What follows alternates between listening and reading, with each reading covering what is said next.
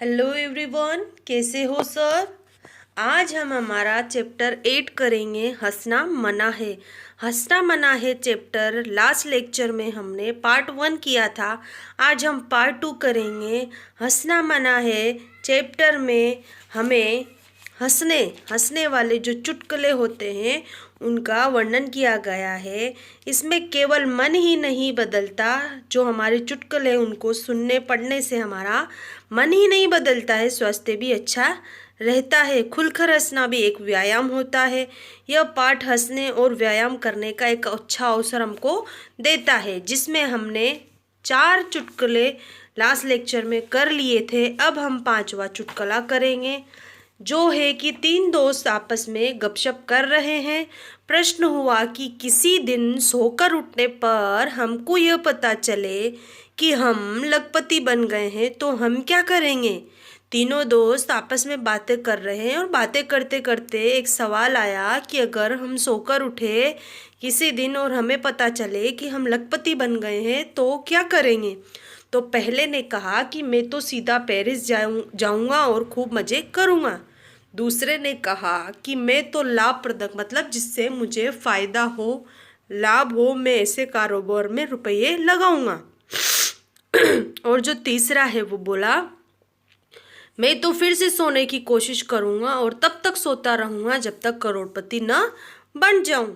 तो ये एक चुटकुला है हमारा 5वां, जिसमें दोनों ने तो कुछ सोचा कि मैं पेरिस जाऊंगा, एक ने सोचा मैं कारोबार में पैसे लगाऊंगा, लेकिन जो तीसरा है उसने क्या सोचा कि लखपति, एक बार सोने पर वो लखपति बन गया तो वो दूसरी बार फिर से सोएगा और तब तक सोता रहेगा जब तक वो करोड़पति न बन जाए।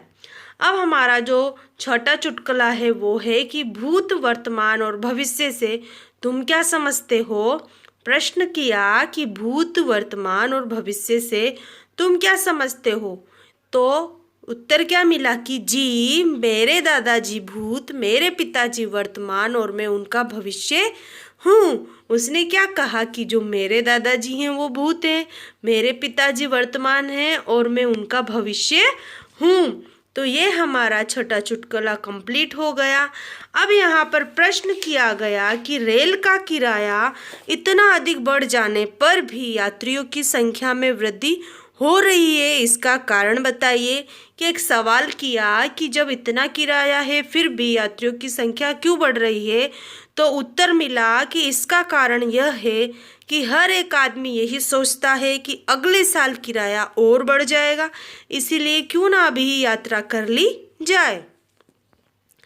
अब हमारा 8वां है कि शिक्षक ने सभी छात्रों को घास खाती हुई गाय का चित्र बनाने को कहा कि घास खाती हुई गाय का चित्र बनाओ।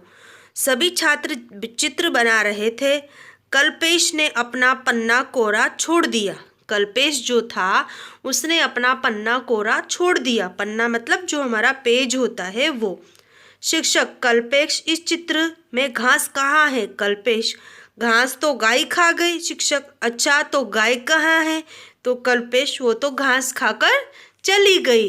तो ये उसका चुटकुला हो गया, क्योंकि उसने पेज खाली छोड़ दिया और क्या कहा कि घास तो गाय खा गई और गाय खा कर भी चली गई, इसीलिए पेज खाली छोड़ दिया।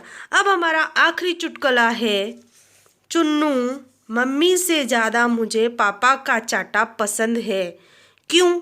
चुन्नू जो है वो कह रहा है कि मम्मी से ज़्यादा मुझे पापा का चाटा पसंद है, तो क्योंकि पापा प्रति चाटा 5 रुपये देते हैं। क्योंकि पापा हर एक चाटा 5 रुपये देते हैं, मतलब एक चाटे पर 5 रुपये देते हैं। तो ये हमारा 9वां चुटकुला यही कंप्लीट हुआ। तो ये हमने इस चैप्टर में चुटकुले किए हैं। तो आप सबको इसमें मज़ा आया होगा। आप सब एक बार फिर से घर पे इसको पढ़िए, समझिए। अब हम नेक्स्ट क्लास में मिलते हैं। Thank you so much. Have a nice